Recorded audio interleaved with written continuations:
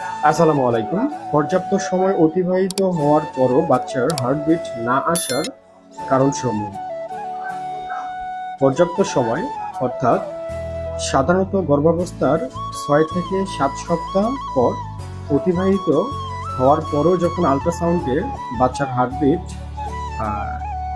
না শোনা গেলে এটি মূলত উদ্বেগজনক বিষয় হতে পারে। তো এই অবস্থায় বেশ কিছু সম্ভাব্য কারণ থাকতে পারে বা উল্লেখযোগ্য কিছু কারণ আছে।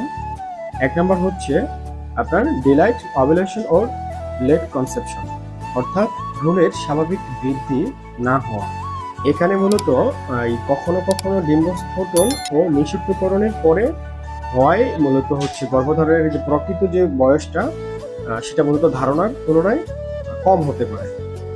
হ্যাঁ, তখন ভ্রূণ তুলনামূলকভাবে খুব ছোট থাকে। এই অবস্থায় হার্টবিট ধরা পড়ে না। এটাকে মূলত ডিলাইড ওভুলেশন ওর লেট কনসেপশন বলা হয়।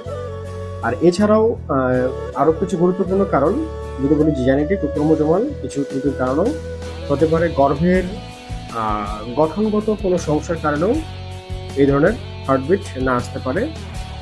আর আরেকটা খুব গুরুত্বপূর্ণ যে কারণটা সেটা হচ্ছে হরমোনজনিত প্রবলেম, অর্থাৎ প্রোজেস্টেরন হরমোনের ঘাটতির কারণেও আপনার বাচ্চার হার্টবিট না আসতে পারে। কারণ এই প্রোজেস্টেরন হরমোন ভ্রূণকে টিকে রাখতে গুরুত্বপূর্ণ ভূমিকা পালন করে। এছাড়াও মাতৃ স্বাস্থ্যজনিত কোনো সমস্যার কারণ, যেমন আনকন্ট্রোল ডায়াবেটিস অথবা থাইরয়েডের সমস্যা অথবা দীর্ঘস্থায়ী কোনো ইনফেকশনের কারণেও বাচ্চার হার্টবিট না আসতে পারে। তো এই হচ্ছে আপনার উল্লেখযোগ্য গুরুত্বপূর্ণ কারণ বাচ্চার হার্টবিট না আসে। তো ভয়ের বা টেনশন বা দুশ্চিন্তার কোনো কারণ নাই। সঠিক সময়ে সঠিক পরামর্শ এবং চিকিৎসা গ্রহণ করুন। আর অবশ্যই গর্ভধারণ করার পূর্বে চেষ্টা করবেন আপনার ওভুলেশন যেন ভালো থাকে এবং ওভামের কোয়ালিটি যেন ভালো থাকে। পুরুষের ক্ষেত্রে যেন স্পার্মের কোয়ালিটি ভালো থাকে, মরফোলজি মডেলিটি যেন ভালো থাকে। এই বিষয়গুলো ভীষণ গুরুত্বপূর্ণ।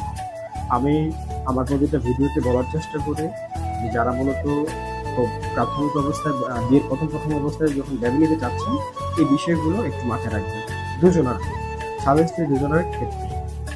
ভালো থাকবেন। আসসালামু আলাইকুম।